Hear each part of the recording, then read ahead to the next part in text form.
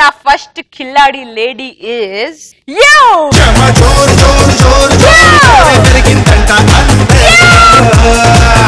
UVWXYZ.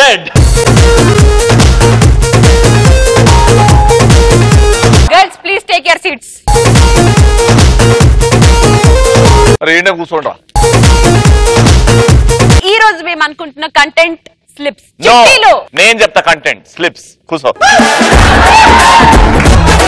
10th class లెక్కల exam కి లో నిక్కర్లు చిట్టీలు పెట్టుకున్నాం.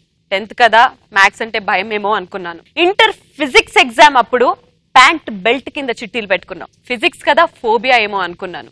ఆఖరికి బీటెక్ జాయిన్ చేసిన తర్వాత అయినా అప్పుడైనా నిజాయితీగా ఎగ్జామ్ పాస్ అవుతావు అనుకున్నాను రా. Not happening Ravi. నన్ను కూడా నాకు నచ్చింది చేయనివ్వండి dad. Let me also earn some money. అయినా ఎగ్జామ్స్కి వెళ్ళేటప్పుడు స్లిప్పులు పెట్టకపోతే పెన్ను కదలదు డాడ్.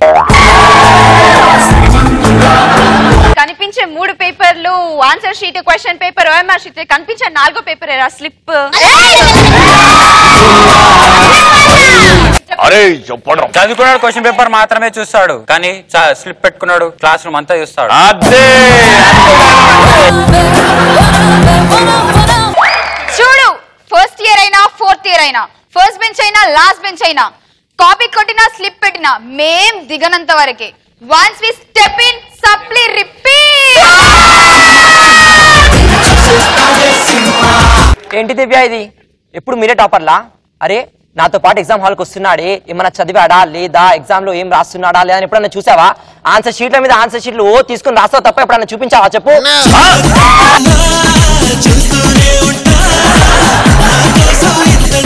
చూడు సాయి, కాపీ కొట్టడం స్లిప్పులు పెట్టినప్పుడు చేతగా.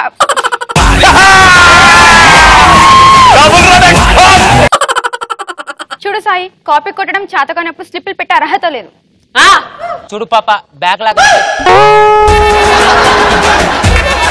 చూడు పాప బ్యాక్ లాగా అంటే నచ్చి తెచ్చుకునేది కాదు, నచ్చి తెచ్చుకునే బాధ్యత కాదు. రికార్డ్ అంటే డబల్ రొట్టె.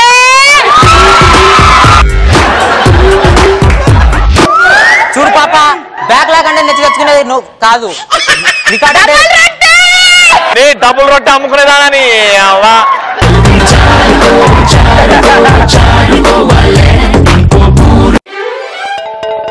చూడు పాప,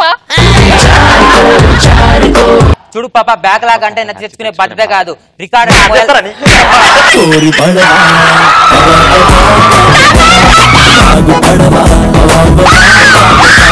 చూడు పాప పెట్టు, ఒకటే స్లిప్ పెట్టు, లేకుంటే నెక్స్ట్ బర్త్డే ఉండదు.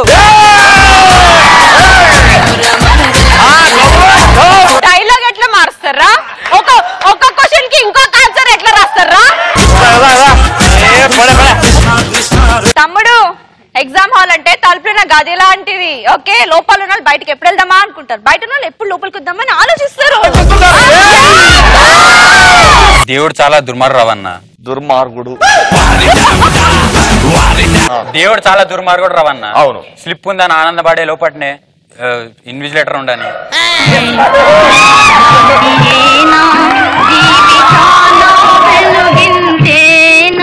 దేవుడు చాలా దుర్మార్గం రవన్న. అవును. సార్ ఉండ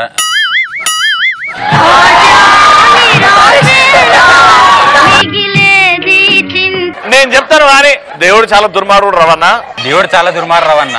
స్లిప్ ఉందని సంతోషాన్ని ఇచ్చే లోపే, స్లిప్ ఉందని సంతోషించే లోపే ఇన్విజిలేటర్ ఉందని గుర్తిస్తాడు. ఇన్విజిలేటర్ ఉందని గుర్తిస్తాడు.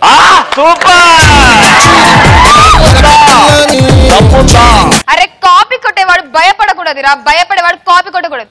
భయపడుతూ కాపీ కొడితే బాధపడకూడదురా.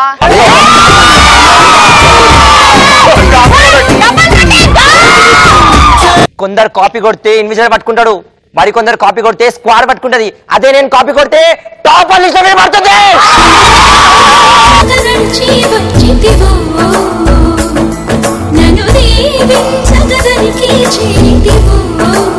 మీ బ్రాంచ్ లో స్లిప్పులు పెడితే స్టూడెంట్స్ కి చుక్కలు చూపించే సైకో సార్ ఉన్నాడంట కదా. మా బ్రాంచ్ లో కూడా స్లిప్పులు పెడితే శాడిజం చూపించే శాడీ సార్ ఒకడు ఉన్నాడు. శాడిస్ట్ అంటే అలా ఇలా కాదు, అదో రకం. స్లిప్ల గురించి నువ్వు మనలో దివ్య, స్లిప్పులు పెట్టాలన్నా మేమే, స్లిప్పులు పెట్టి ఫెయిల్ అవ్వాలన్నా మేమే.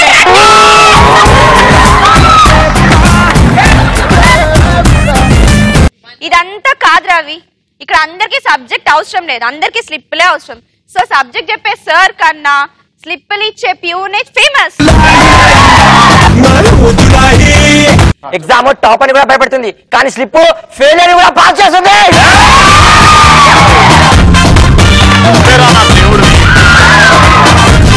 రే అసైన్మెంట్ లో చీటింగ్ కొట్టి ఎవడైనా రాసిస్తాడ్రా, ఎగ్జామ్ లో చిట్టులు పెట్టి రాసినోడే టాపర్ అవుతాడా?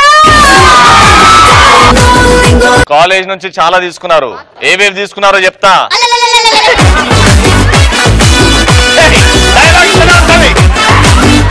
చెప్పు.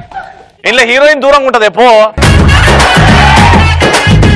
డైరెక్టర్ ఇక్కడ నిల్చోమన్నాడు, నేను ఇక్కడనే నిల్చుంటా.